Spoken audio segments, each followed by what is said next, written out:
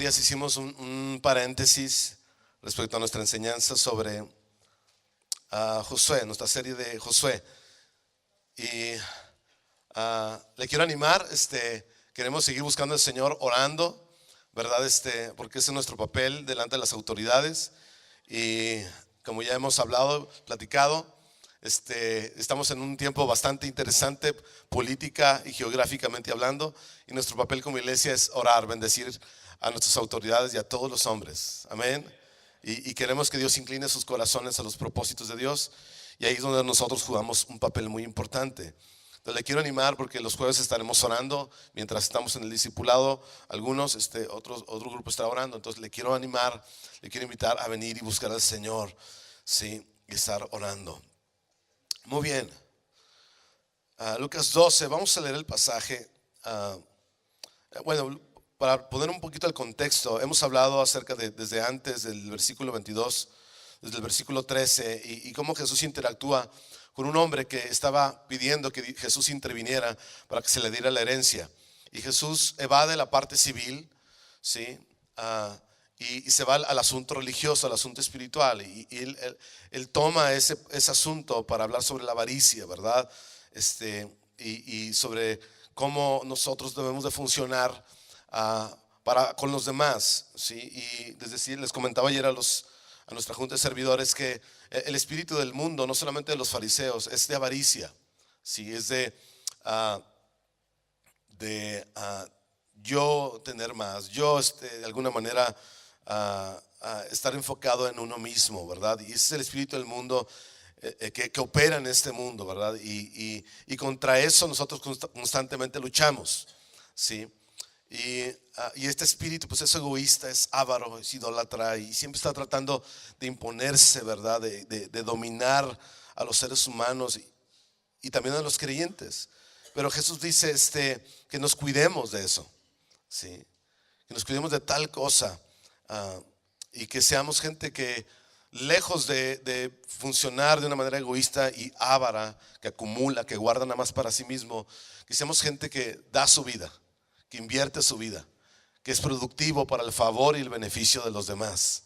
Amén. Sí, y ese es el Espíritu de Dios, ese es el Espíritu de Cristo, ¿sí? Y en el versículo 22 quiero que veamos algunas cosas.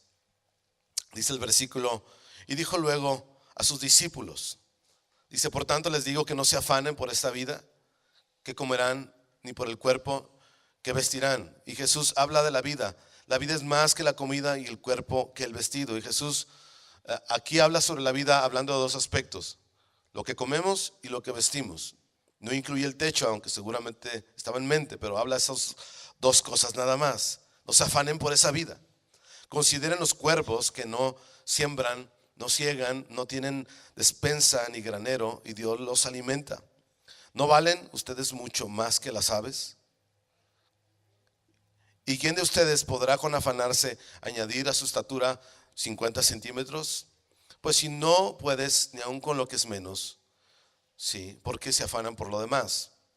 Consideren los lirios, cómo crecen, que no trabajan ni hilan, mas les digo que ni aun Salomón con toda su gloria se vistió como uno de ellos. Y si así viste Dios la hierba que hoy está en el campo y mañana es echada en el horno, y cuanto más a ustedes, hombres de poca fe, los vestirá. Vosotros pues no se preocupen por lo que han de comer, ni por lo que han de beber, ni estén en ansiosa inquietud, porque todas estas cosas buscan las personas del mundo. Pero vuestro Padre sabe que tienen necesidad de estas cosas. Mas busquen primero el reino de Dios, y todas estas cosas les serán añadidas. Sí. Bien. Sabes que descubro en este pasaje, y si me acompaña el versículo 6 también, porque está hablando el mismo tema, está hablando con el mismo grupo de personas, y dice: no se venden 5 pajarillos por 2 cuartos, o sea, una muy pequeña cantidad. Con todo, ni uno de ellos está olvidado delante de Dios, ningún pajarillo.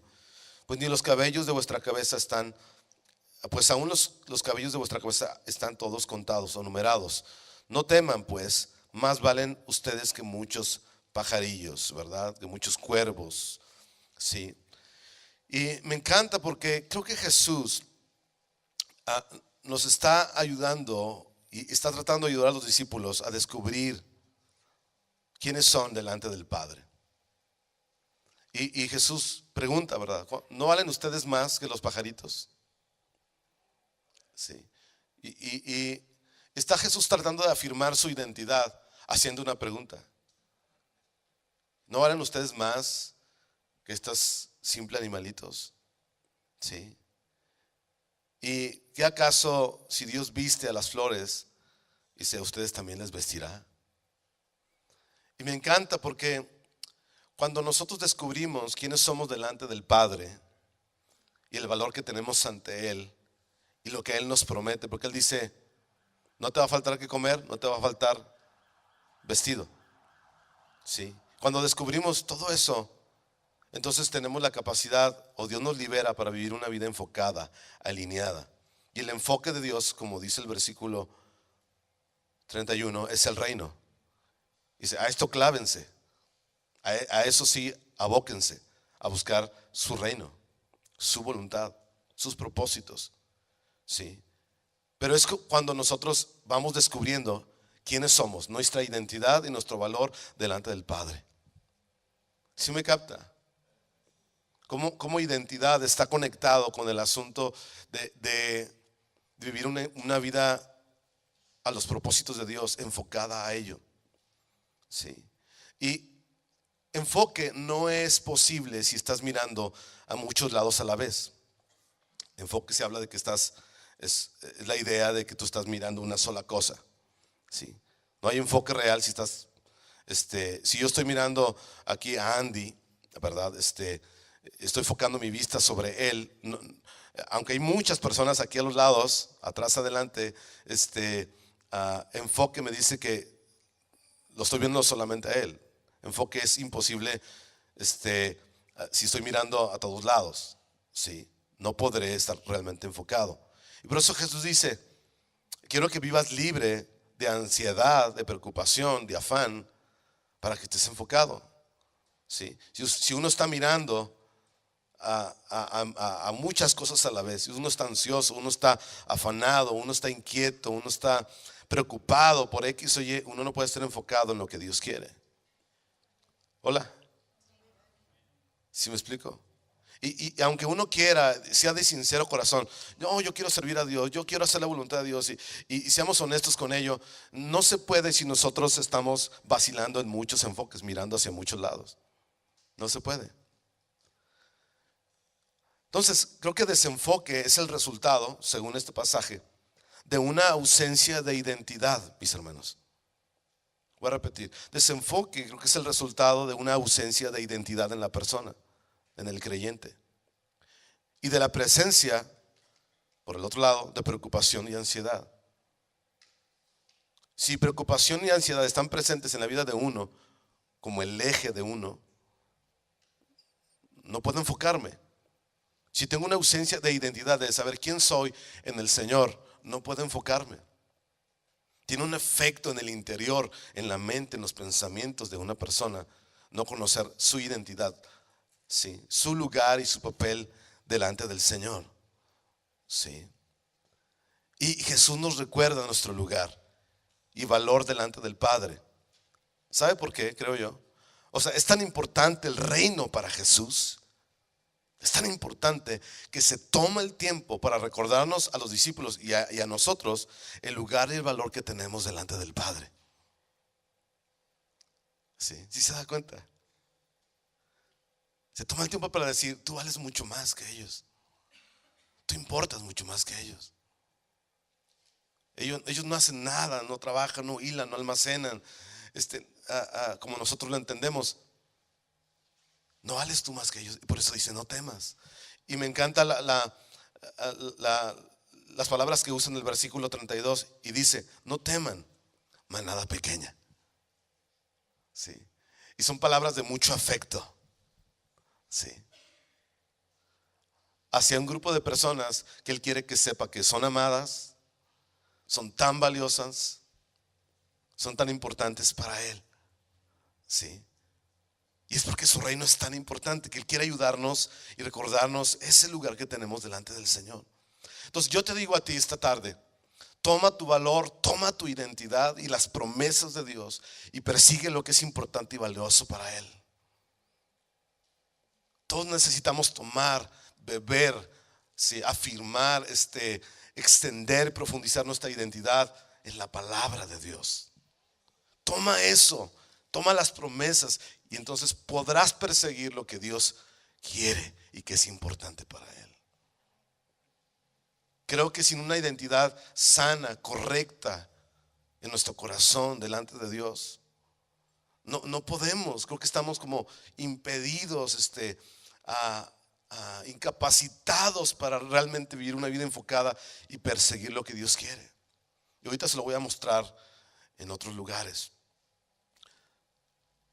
¿Sabes por qué mucha gente está obsesionada con la vida que Jesús dice? Con la comida, ¿verdad? Con qué voy a vestir, qué voy a comer, etcétera. Porque está obsesionada. Y uso la palabra obsesionada porque en la versión de las Américas, cuando dice que estas cosas buscan las gentes del mundo, habla de una ansiedad, fuerte ansiedad por buscar estas cosas, por buscar la vida, por asegurarse la vida. ¿Sabes por qué la gente vive así? Porque hay una tremenda falta de seguridad y valor en sus corazones. Hay una falta de identidad terrible. Y ahorita lo vamos a ver por qué. Sí. Y hay tanta obsesión por las cosas porque el ser humano no haya significado, no haya valor, no haya dado seguridad en su interior. Y esta obsesión es más que solo conseguir el sustento diario, lo cual es legítimo y es válido, porque no malentienda, Jesús no está tratando de animar a los flojos, sean más flojos. ¿Sí?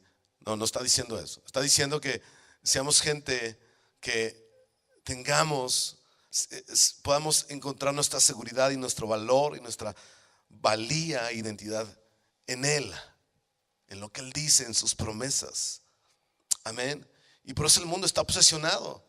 Puedes decir, bueno, está obsesionado porque sí, no llena, no le satisface. Eso es cierto. Pero creo que finalmente la gente está buscando seguridad y sentir un valor en su corazón. ¿Sí? Alguien dijo una vez, el ser humano termina amando, hablando de esta obsesión de la que estamos diciendo, el ser humano termina amando las cosas y usando a las personas en lugar de amar a las personas y usar las cosas. ¿Sí o no? Pasa en todos lados. La gente ama las cosas porque está obsesionado con esta vida, ¿verdad? Y las ama, ¿verdad? Y las persigue con todas sus fuerzas, ¿verdad? Hace los sacrificios que tengan que hacer, ¿verdad? Y termina usando a las personas para conseguir la vida, en lugar de amar a las personas y usar las cosas. Y creo que lo mismo se puede decir en cuanto a Dios. ¿Sí? El ser humano, fíjate, en un sistema religioso, en el que sea, ama las cosas y usa a Dios para conseguirlas. Así son todos los sistemas religiosos. ¿Sí? Ama las cosas, repito, y usa a Dios para conseguirlas. ¿Sí? Y hace mil malabares para de alguna manera convencer a Dios de que, ¿verdad?, me des me ayudes, me bendigas, etcétera, etcétera. ¿Sí? En lugar de amar a Dios, en lugar de amar al Señor y usar las cosas para conseguir sus propósitos. Y eso lo ves en todos lados, ¿verdad? Aún entre nosotros los evangélicos hay mucho de eso. En lugar de amar al Señor, sí, estamos amando las cosas que Él nos da. Y todas las cosas que Él nos da son buenas, gloria a Dios, son legítimas, pero terminamos amando más eso que amándolo a Él. Sí. Y no queremos caer en esa trampa. ¿Está conmigo? Por eso es tan importante que nosotros, insisto, y Jesús está diciendo, sí, tú vales más, mucho más que estas criaturitas. Sí. No temas, manada pequeña, Ahora, dése la vuelta conmigo a Josué, porque aquí es donde se vuelve muy interesante el asunto. Josué capítulo 5, vamos a irnos hasta ese capítulo. Josué capítulo 5. Y si me hace súper interesante lo que aquí encontramos. Y está el contexto de lo que ha pasado antes y va a pasar después. Es que ya Israel ha cruzado el río Jordán, ¿sí? Y de manera sobrenatural, como el mar Rojo se abrió, así Dios detuvo las aguas en el río Jordán, que en esa época el río normalmente se desbordaba y se detienen las aguas y el pueblo puede pasar y cruzan y están ahí del otro lado del Jordán, ya en tierra prometida, en tierra de Canaán, ¿sí? Y Josué envía a 12 espías, ¿sí? A checar la tierra. Bueno, eso fue desde antes. Y asegurarse, ¿verdad? Y el reporte de los 12 espías es muy bueno. Así que ellos están preparando para la guerra, para incursionar, para invadir Canaán. Y entonces en el capítulo 5 hay una escena muy, muy interesante. Dice: cuando todos los reyes de los amorreos que estaban al otro lado del Jordán, al occidente, y todos los reyes de los cananeos que estaban cerca del mar, oyeron cómo Jehová había secado las aguas del Jordán delante de los hijos de Israel hasta que hubieron pasado, y desfalleció su corazón y no hubo más aliento en ellos delante de los hijos de Israel. Qué fantástico, ¿no? ¿Sí se da cuenta que las noticias de un creyente se oyen por otros lados? Que lo que Dios hace a través de una persona llega a oídos de otras personas. ¿Sí? ¿Sí? Entonces el corazón de una ciudad completa desfalleció, se cayó a pedazos. Escúcheme bien. Y se hizo como agua porque oyeron lo que Dios había hecho y estaban llenos de miedo. Dijeron: ya se nos vino, ¿verdad? El agua al cuello.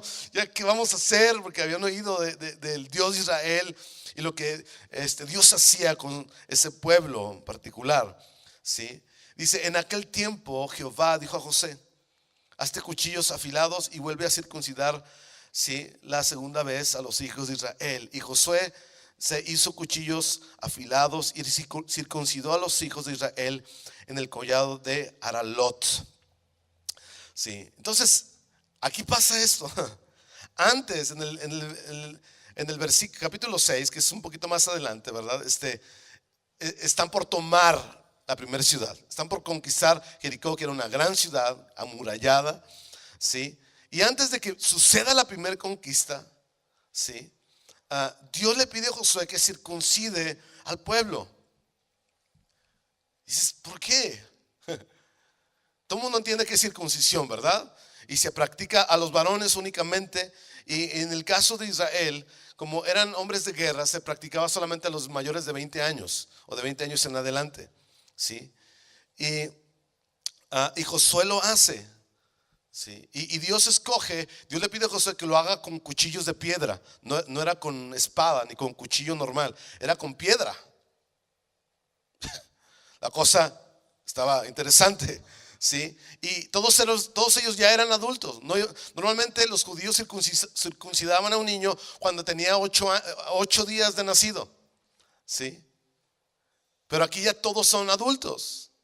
Y la circuncisión era muy, muy dolorosa para un adulto. Su recuperación era complicada, muy difícil, ¿sí? Y dice: y esta es la razón, versículo 4, por la cual Josué los circuncidó. Todo el pueblo que había salido de Egipto, los varones, todos los hombres de guerra, habían muerto en el desierto por el camino después de que salieron de Egipto. Pues todos los del pueblo que habían salido estaban circuncidados, mas todo el pueblo que había nacido en el desierto por el camino después de que hubieron salido de Egipto no estaba circuncidados. Es decir, está hablando de los hijos, ¿sí?, de la gente que salió de Egipto, de todos los adultos o personas que salieron de Egipto y que tuvieron sus hijos en el desierto, ¿sí?, no habían sido circuncidados. Entonces es muy interesante porque la circuncisión no se había practicado desde hace muchos años. La primera vez que o la última vez que sucedió fue justamente estando en el Sinaí, si no me equivoco. Y aquí está Dios antes de conquistar la tierra, ¿sí?, de tener victoria y conquista, pidiendo ser circuncidados. Versículo 6: porque los hijos de Israel anduvieron por el desierto 40 años hasta que todos los hombres de guerra que habían salido de Egipto fueron consumidos por cuanto no obedecieron a la voz del Señor. Por lo cual Jehová les juró que no les dejaría ver la tierra de la cual Jehová había jurado a sus padres, que nos la daría, tierra que fluye leche y miel. A los hijos de ellos que él había hecho suceder en su lugar, Josué los circuncidó, pues eran incircuncisos, porque no habían sido circuncidados por el camino. Dice, y cuando acabaron de circuncidar a toda la gente, se quedaron en el mismo lugar, en el campamento, hasta que sanaron. Qué interesante, qué interesante. Entonces, la circuncisión en el antiguo pacto, mi hermano, representaba la señal o la marca del pacto que Dios hizo con Abraham. Y la circuncisión era muy importante para los judíos, ¿sí? Y marcaba, ¿sí? Y simbolizaba el pacto que Dios hizo con su pueblo muchos años anteriores, muchos años antes, ¿sí? Y Dios está pidiendo justamente antes de entregarle la tierra con toda libertad, ¿sí?, que se vuelva a circuncidar a la gente para volver a señalar y recordarles el pacto que Dios hizo con ellos. Era una señal pactual muy, muy importante. Hasta el día de hoy los judíos practican la circuncisión a sus niños, ¿sí? Así de fuerte, así de importante era la circuncisión. Pero no era tanto el rito, sino lo que representaba, y representaba el pacto. Y Dios está con ellos diciéndoles: yo hice un pacto con ustedes. Yo hice una promesa con su padre, con su abuelo, ¿sí?, con sus padres de la antigüedad, que yo voy a darles una tierra prometida que fluye leche y miel. Y me encanta eso, porque por eso es tan importante que nosotros recordemos y podamos ver, mi hermano, las promesas de Dios, ¿sí? Porque eso afirma nuestro corazón, da valor a nuestro corazón, ¿sí?, antes de poder conquistar y vencer en la vida en Cristo, ¿sí? Sin las promesas de Dios, ¿verdad? Nos aventuramos a nuestras fuerzas propias, a hacer las cosas, ¿sí? Sin confiar en lo que Él dice, sin determinar nuestras decisiones basado en lo que Él ha dicho, como lo que orábamos ahorita por Rodrigo, ¿sí? De manera que, por ejemplo, ahora Alex, Dani podrán educar a sus hijos sobre la promesa de que Él va a enseñarles, Él va a darles su paz, ¿sí? Él va a guiar a sus hijos y que tendrán enorme paz. Y nosotros podemos encaminarnos, aventurarnos a tener muchos hijos, Vicente, ¿sí? Porque Él ha prometido enseñarles, guardarles. Y nosotros decimos, tenemos la fuerza, tenemos sus promesas. No nos aventuramos corriendo a ver qué sale, a ver cómo nos salen los chamacos, a ver si no se nos hacen drogadictos, a ver si no se nos hacen mal hablados, o alguna cosa. No, salimos corriendo completamente confiados en las promesas de Dios, porque Él ha hecho un pacto con su pueblo, ¿sí?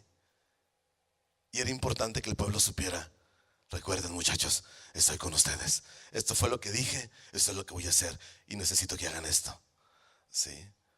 Ahora, tiene implicaciones muy, muy interesantes hacia el nuevo pacto en Cristo, y ahorita las iremos viendo. Pero esta circuncisión, como eran adultos y era con cuchillos de piedra, implicó gran dolor, ¿sí? Profundo dolor en estos hombres, tanto que tuvieron que quedarse quietos. Ahora, déjame explicarle algo interesante, ¿sí? Ellos estaban acampando en Gilgal, que estaba a 3 kilómetros de Jericó. ¿Cuántos serán 3 kilómetros de aquí? ¿De aquí a dónde? ¿De aquí al centro? De aquí al centro son 3 kilómetros aproximadamente. En términos de guerra, mi hermano, era peligrosísimo quedarse sin hombres de guerra, porque si Jericó se da cuenta que todo el mundo está tirado, adolorido, ¿verdad? Sale Jericó con su ejército y probablemente los hubieran matado, aunque había otro remanente de gente circuncidada que estaba viva. Pero era un asunto riesgoso en un sentido humano. En términos de guerra no haría nadie eso, ¿sí? Pero Dios le pide que lo haga.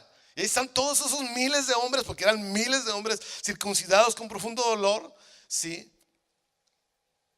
esperando ser sanados. Dice el versículo 8: y cuando acabaron de circuncidar a toda la gente, se quedaron en el mismo lugar, en el campamento, ¿hasta qué?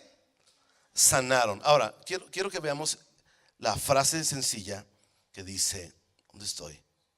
Bueno, vaya conmigo al versículo 3. Dice: y Josué se hizo cuchillos afilados y circuncidó a los hijos de Israel. ¿Quién los circuncidó? Josué. Evidentemente él no lo hizo solo, evidentemente gente le ayudó, pero fue a través de él que Dios habló, Dios enseñó y Dios se hizo la cosa. Sucedió todo esto, se dice según los historiadores, en un solo día. Se hizo la circuncisión de miles de personas. Un cuchillito de piedra, la cosa estuvo complicada. Pero quiero que entienda algo. Josué en el nuevo pacto es Jesús. Acuérdense, ¿qué significa Josué? Dios es salvación, ¿cierto? Josué, Jesús es el que circuncida al creyente, dice Pablo. Jesús es nuestra circuncisión. Jesús es el que corta la naturaleza vieja en un ser humano que ha creído en Cristo, que ha nacido de nuevo. Y Jesús viene, y antes de que tú y yo podamos acceder y vivir una vida de victoria, de conquista en el Señor, ¿sí? Dios necesita circuncidarnos. ¿Sabes que toda esta gente, dónde fue que nació? Esta gente que fue circuncidada, ¿dónde nació? En el desierto, ¿cierto? ¿Cuántos de nosotros venimos a Cristo en circunstancias desérticas, horribles y feas? ¿Cuántos fuimos traídos a la luz en Cristo bajo una vida de desierto horrible, ¿no? La gran mayoría. Venimos al Señor, ¿verdad? Porque ya no aguantábamos la vida, el agua venía hasta el cuello, nos estábamos muriendo en alguna cosa, ¿cierto o no? Y ahí Dios nos hizo nacer, pero Dios nos lleva, y qué interesante que Dios espera circuncidarlos justo antes de conquistar la primera ciudad. Insisto, es porque Dios quería recordar su pacto y su promesa. Y Dios nos circuncida en Cristo, mi hermano, porque tú y yo necesitamos recordar sus promesas. ¿Sí? Amén. Y Dios viene y hace su obra en nosotros, mete su mano en nosotros, nos libera, ¿sí? Ahora, comprende una cosa: la circuncisión mata a la naturaleza muerta del hombre de pecado, ¿sí? Lo extirpa de nosotros para darnos una vida nueva. Todos nosotros estábamos muertos antes de Cristo, ¿cierto? Veníamos del desierto, muertos en nada, en cero. No teníamos nada que ofrecerle a Dios, no teníamos nada. Nada de lo que éramos y hacíamos se parecía a lo que Dios nos ofrece ahora. Estábamos muertos sin Cristo, dice la palabra, ¿sí? Pero Cristo viene y nos da vida en la circuncisión. ¿Cómo? A través de la fe, ¿sí? Y Pablo añade a través del bautismo, ¿verdad? Y otros elementos importantes. Pero a través de la fe nosotros, ¿verdad? Somos incluidos en el Señor. Somos liberados de la vieja naturaleza para poder ser libres y servir al Señor. Y por eso, insisto, nosotros necesitamos ver qué importante es y son las promesas del Señor para nosotros, ¿sí? Nadie más nos puede preparar, nadie más nos puede introducir a la tierra o al lugar que Dios quiere, excepto Jesús, excepto Josué, ¿sí? Por nosotros mismos no podemos. Parece que Dios nos hace más débiles, ¿no? Porque aquí estos hombres quedaron en debilidad, estaban frágiles, ¿sí? Pero la fragilidad y la debilidad de Dios, sí, es fortaleza. Lo débil de Dios, sí, es poder para Dios. ¿Están conmigo? ¿Sí? Lo insensato de Dios es más fuerte y más sabio que el mundo. Y aunque aquí parece que la gente está débil, ¿verdad? Y cuando nosotros venimos al Señor parece que estamos frágiles y débiles, ¿verdad? No, mi hermano, es el poder de Dios actuando en nosotros para llevarnos a lograr y alcanzar todo lo que Dios quiere. Sin ello no se puede. Si tú estás aquí y no conoces a Cristo, nunca tendrás victoria, nunca vencerás, nunca conquistarás en la vida, ¿sí? Volarás y estarás en vacío respecto a tu identidad, ¿sí? A menos que Él venga y te circuncide en tu interior, en tu corazón. Ahora dice que se quedaron ahí o sea, en el campamento, hasta que sanaron. ¿Sabes qué? Interesantemente, la palabra sanar no es el sanamiento físico que pensaríamos que es.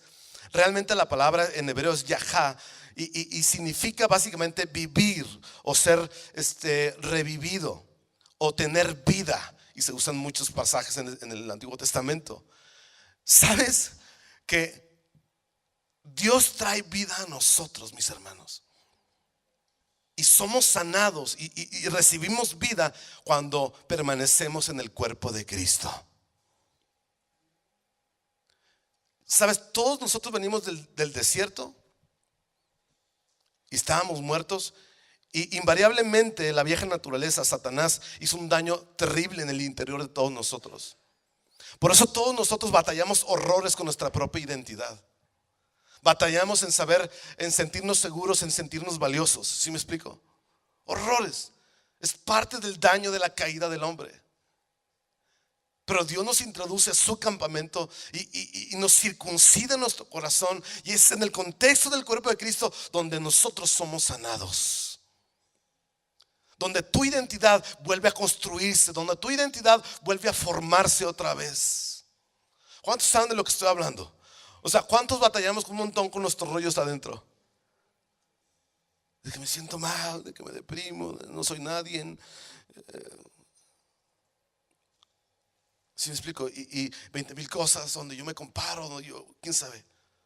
Un montón de inseguridad, ¿cierto? Pero es en el contexto del cuerpo de Cristo que un creyente llega a ser realmente libre, sano en su interior.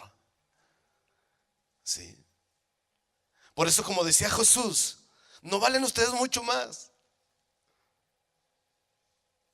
Y dice eso primero para decir: busquen entonces ahora mi reino. Si sabes cuánto vales, si sabes quién eres delante del Señor, entonces podrás caminar en su reino, entender su reino y funcionar para su reino.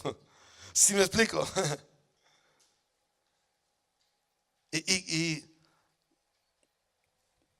Y creo que todos nosotros necesitamos, es tan importante para nosotros el cuerpo, la iglesia.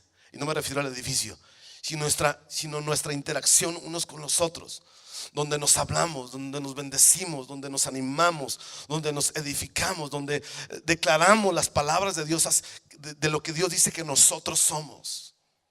Amén. Sí. Es tan importante esa interacción en lo individual, corporalmente. Es tan importante.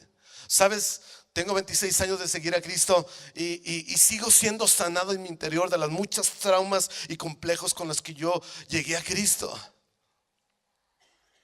Y todo ha sucedido por el Señor a través de otras personas. Sí. Y esa cosa no va a cambiar, porque Dios nos usa a unos con los otros para hacer ese proceso constante en nuestras vidas. Amén. Sí. Entonces, Él lo hace una y otra vez. Ahora, vaya conmigo al versículo 9. Y Jehová le dijo a Josué: hoy he quitado de ustedes el oprobio de Egipto, por lo cual el nombre de aquel lugar fue llamado Gilgal hasta hoy.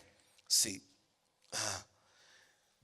Qué interesante que Dios dice aquí: he quitado de ustedes el oprobio de Egipto. Y muchos comentaristas se refieren a la burla, al menosprecio que Egipto tuvo sobre Israel, de que los tuvo por 400 años como esclavos y que Dios se olvidó de ellos y que Dios los había dejado ahí, ¿verdad?